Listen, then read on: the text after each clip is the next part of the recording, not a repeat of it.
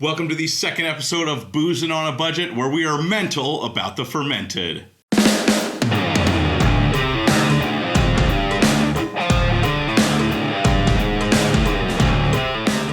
All right, my friends, thank you for joining me once again.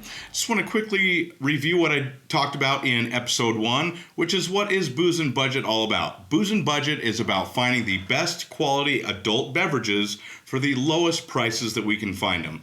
That doesn't mean we're going to drink cheap stuff. We're just going to find the best stuff that we can find for the lowest amount of money that we can find them. A model that's called QPR, quality to price point ratio, something that started in wine, but we're going to apply to whiskey, rum, beer, all the way across the board. If you know what you're looking for, you're going to be able to find the best quality beverages for the lowest prices that we can find them. It's the Thanksgiving episode. We're going to talk all about pairing beverages for your Thanksgiving dinner. Beer, bourbon, and wine. I'm going to give you recommendations on what to bring to Thanksgiving, the best thing to pair with the food, the best thing to pair with some of your family that you maybe don't enjoy being around, the best thing to pair with your backyard football game. We're going to get into it all. In my segment, Binge Thinking, I'm going to tell you all about how to start really developing your palate and getting your brain moving in the right way to really stop and be mindful and appreciate all the beverages that we're looking at. In my next segment, we're going to talk about the drink that I'm drinking tonight. I should say I'm drinking a 2020 Pinot Noir from the Willamette Valley in Oregon. I'm going to tell you a little bit about Pinot Noir. Also, a little teaser. Pinot Noir is going to pair very well with your Thanksgiving dinner. We're going to talk all about that in the pairing segment, where again, I'm going to pair beer, bourbon, and wine. We're going to talk about why it pairs well with your Thanksgiving meal and price points. We're going to start thinking about pairing, what that means to pair our beverages with our food. In the very last segment, we're going to talk about the next episode. It's going to be the beer episode. We're going to talk all about beer. We'll get to that at the end. All right, my friends, let's start out with the first segment, Binge Thinking. Now, before I do that, I got to pour a little of this Pinot Noir to get things going here. I want to just start about what it means to go from consumer to connoisseur. What that means to me is that we start slowing the process down. We're not just knocking back our drinks. We're not just drinking them at our party while we think about something else. We're not just doing shots. We're not just slugging down wine. We're going to slow down. We're going to slow down and be mindful about these things. The first thing I want to recommend is, and this goes for wine, beer, whiskey, rum, whatever it is, if you're not smelling your beverages first, you're missing out on half the story. You want to use your nose to get a sense of what this is going to be like before it hits your palate.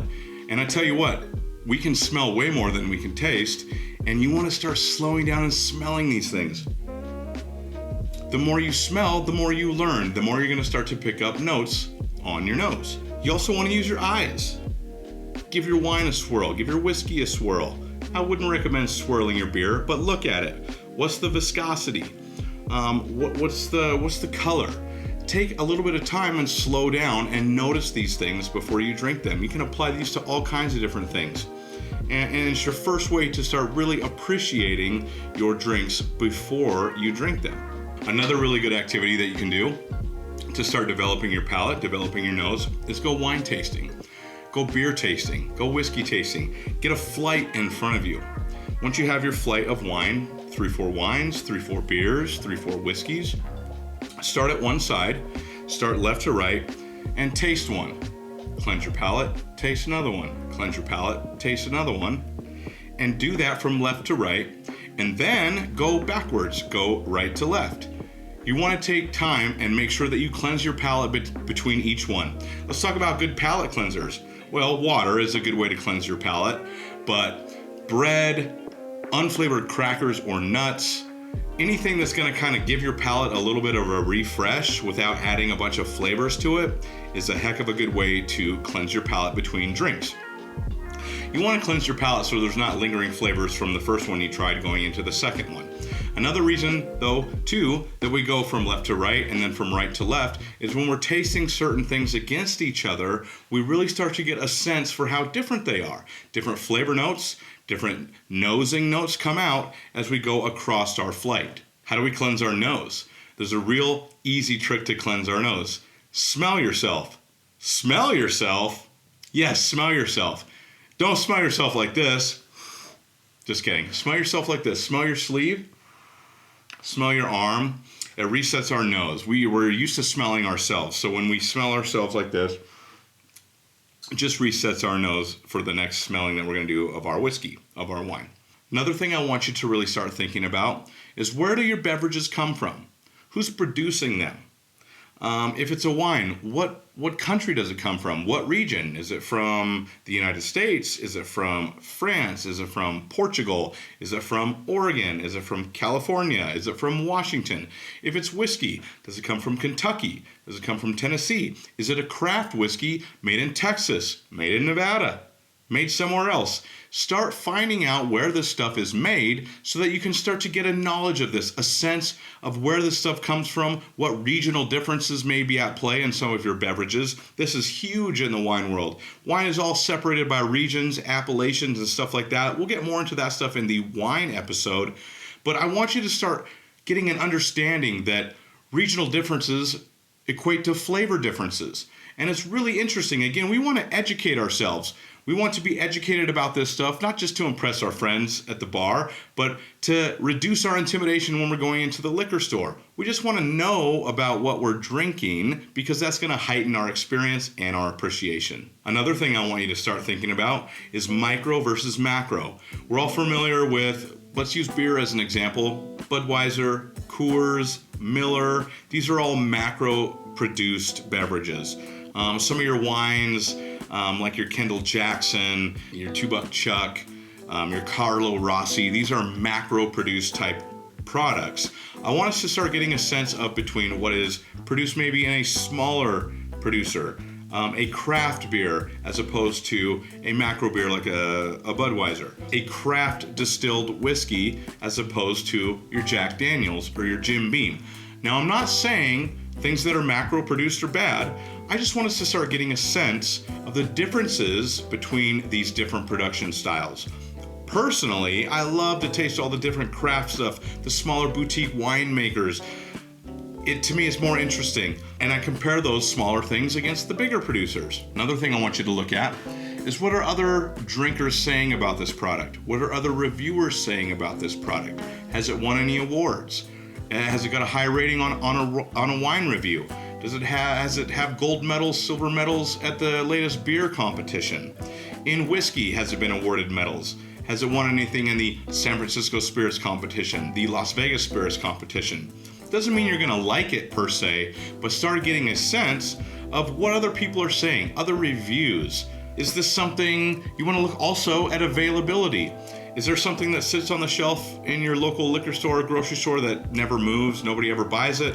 Is there something in there that is constantly rotating, like there's only one bottle left or you can never find it?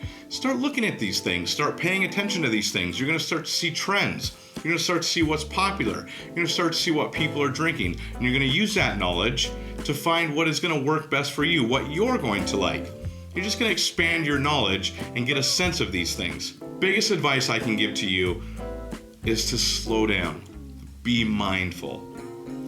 Take a moment to stop. Look at it. Look at the color. We swirl wine to oxygenate it. More about that in the wine episode, but give your stuff a swirl. Slow down, give it a sniff, and then give it a taste.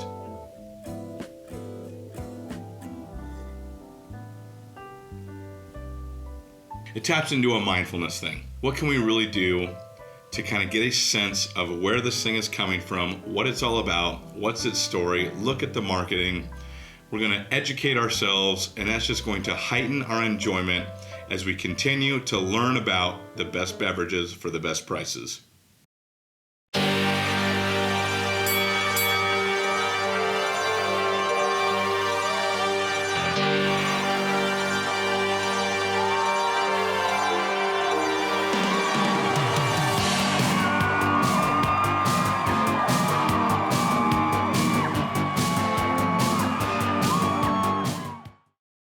Welcome back. It's time for Drink of the Week. Tonight, I'm sipping on a Pinot Noir.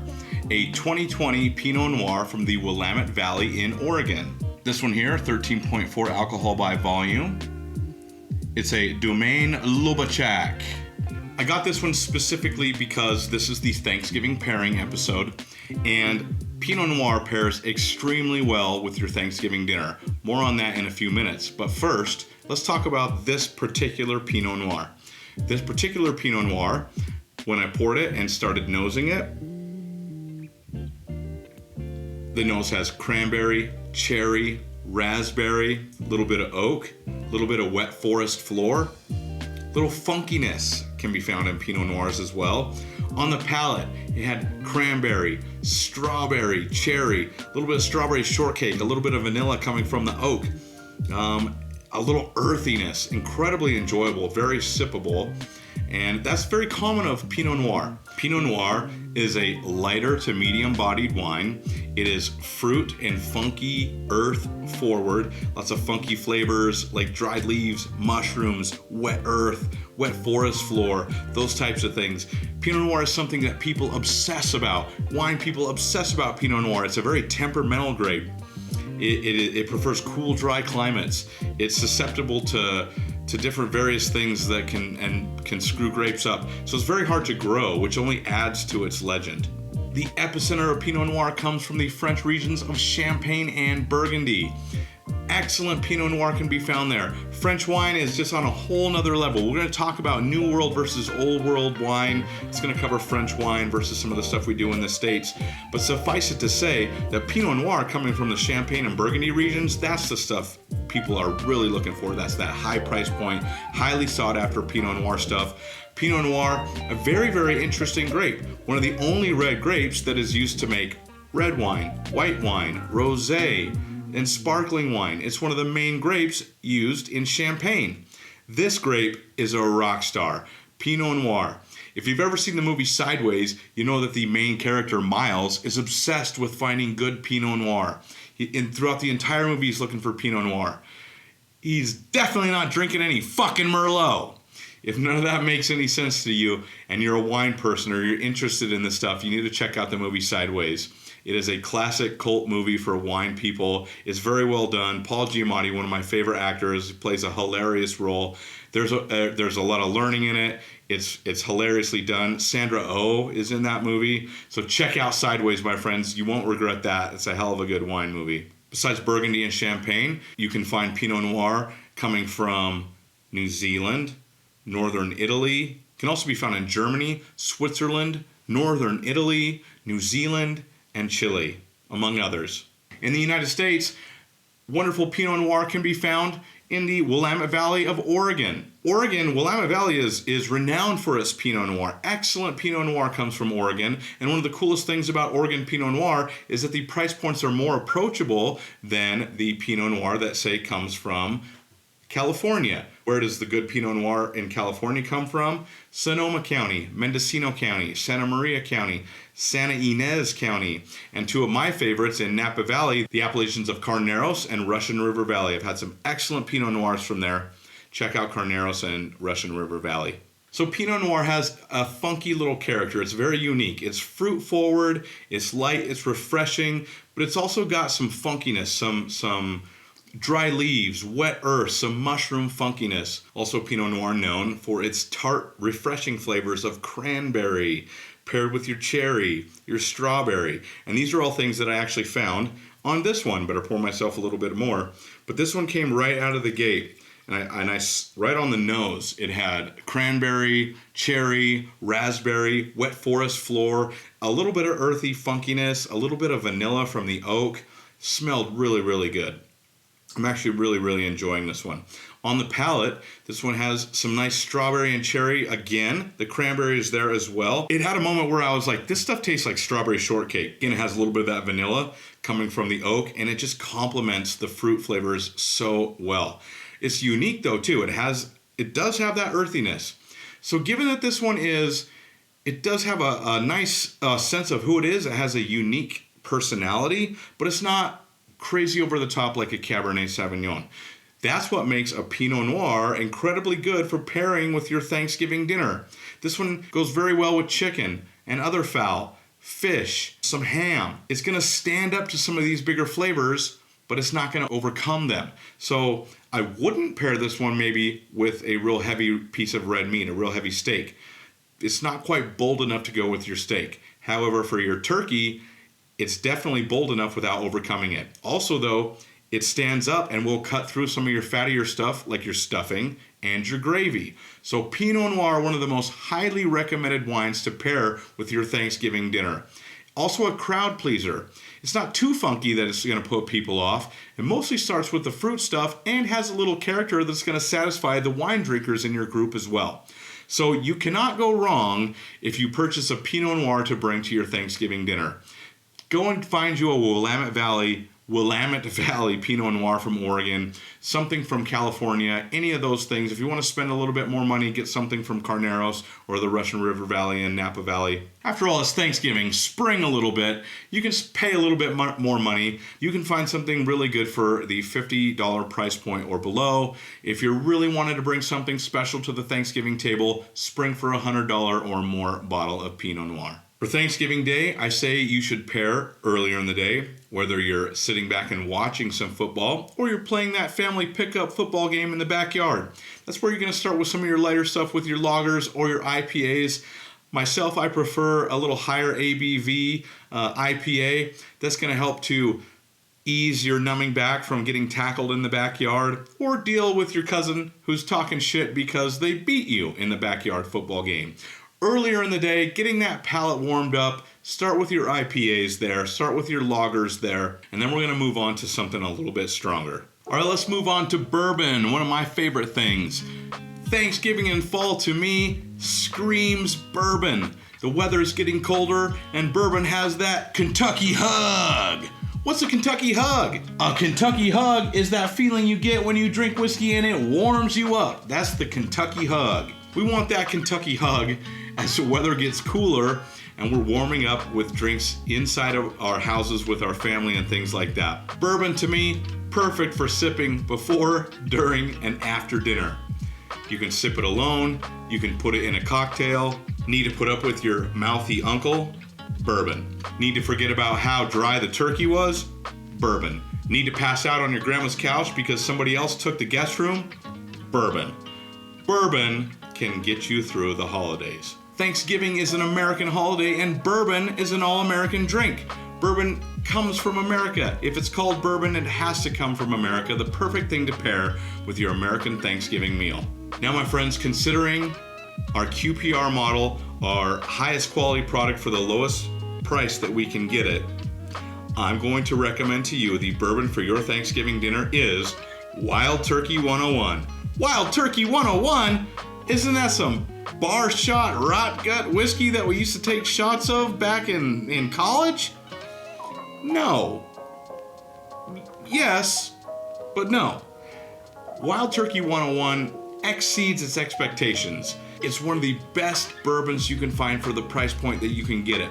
You can find yourselves a handle, a 1.75 liter bottle of Wild Turkey 101 for just about $30 to $40. Why am I recommending Wild Turkey 101?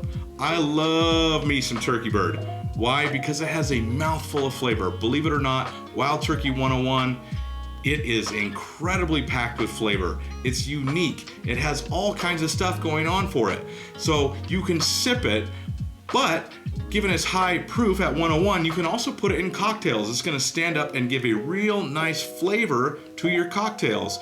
And at $30 to $40 for a handle, you're not gonna mind sharing that with your mouthy uncle. You're not gonna mind pouring it into cocktails. You're not gonna mind people taking shots of it. It is one of the ultimate QPR whiskeys, bourbons that I can recommend for you. So it's Turkey Day. What better to pair with that than a little bit of Turkey Bird? Turkey Bird, baby! Turkey Bird! Turkey Bird! Woo! Turkey Bird! Lastly, my friends, let's talk about pairing wine. Now, as I discussed earlier in my binge thinking segment, Pinot Noir, an excellent option for pairing for your Thanksgiving meal. It's light, fruit forward, all that kind of thing. Gonna pair very well with your food, gonna be a crowd pleaser. But I want to take this time to talk about a little something different. What is that? It is a French wine that is called Beaujolais Nouveau.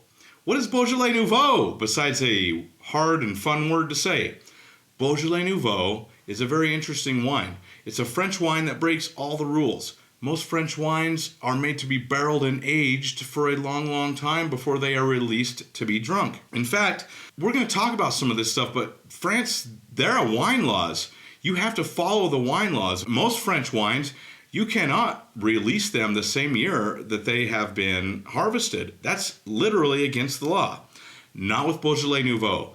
Beaujolais Nouveau is meant to be picked, fermented, barreled, and released and sold and tasted all in the same year. In fact, there's a Beaujolais Nouveau Day where they release these barrels of young wine, and that is the third Thursday in November. So this year was just this last Thursday, the 17th, was Beaujolais Nouveau Day. It's still recent enough. Go down to your liquor store, go down to Total Wine, wherever it may be, ask for Beaujolais Nouveau. This is a perfect wine to pair with your Thanksgiving dinner. Perfect because it has some legend. There are Beaujolais Nouveau festivals in France. This is a highly celebrated wine because this wine comes out and is again harvested and released in the same year.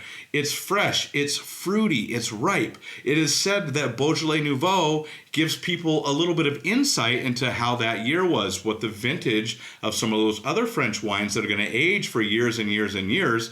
They look at Beaujolais Nouveau to tell them, maybe give them some clues as to what some of those other vintages or what that vintage is going to look like that year. It's a little bit of a clue. It's a little bit of a sneak peek into some of those French wines that won't be released for a long, long time. I tell you what, there are some crazy Thirsty Thursday parties in France when Beaujolais Nouveau Day happens. Beaujolais Nouveau comes out just about a week, as I said before Thanksgiving, making it a conversation piece, something that's sought after. However, Beaujolais Nouveau does actually pair very well with our Thanksgiving dinner because it's not over the top. It's kind of light-bodied. It's fresh. It's fruity. It's approachable in both the palate and the price point. You can go out and get yourself a Beaujolais Nouveau to pair with your Thanksgiving dinner. It's going to work very well with your Thanksgiving feast because it's going to complement your meal instead of overwhelm it. Also, being a wine nerd like myself, we talk about these things, Beaujolais Nouveau. So if you want to impress people, and again, we're just increasing our knowledge, Beaujolais Nouveau is an incredibly cool and fun wine to know about and drink. They're releasing right now. As this episode airs, the Beaujolais Nouveau should be hitting the shelves. So go out and get you some of that. It's going to be an awesome wine to bring and talk about at the Thanksgiving dinner table. Beaujolais Nouveau is made from the Gamay grape, which makes it fruity and fresh. All right, guys. Thank you so much for joining me on the second episode of Boozin' on a Budget here on Titan TV. I do appreciate your time, and I'm looking forward to next week's episode. What are we going to do in next week's episode? We're going to talk about beer. Beer. We're going to talk all about beer. I'm really hoping next week I can get my guest lined up too for my beer episode. We're going to talk about the history of beer. We're going to talk about the different styles. We're going to talk about everything beer. Beer. $20 for a 4-pack of beer now? Are you kidding me? We're going to talk about that. We're going to talk about IPAs. What's going on with IPAs? Some people are obsessed with IPAs. It's like IPAs everywhere. Every brewery makes an IPA. What is an IPA? We're going to talk all about that and why some people are obsessed and where that came from. We're going to talk about craft beer and when that started. We're going to talk everything beer. So join me again next week on Boozin' on a Budget here on Titan TV. It will be the beer episode. I look forward to seeing you guys then.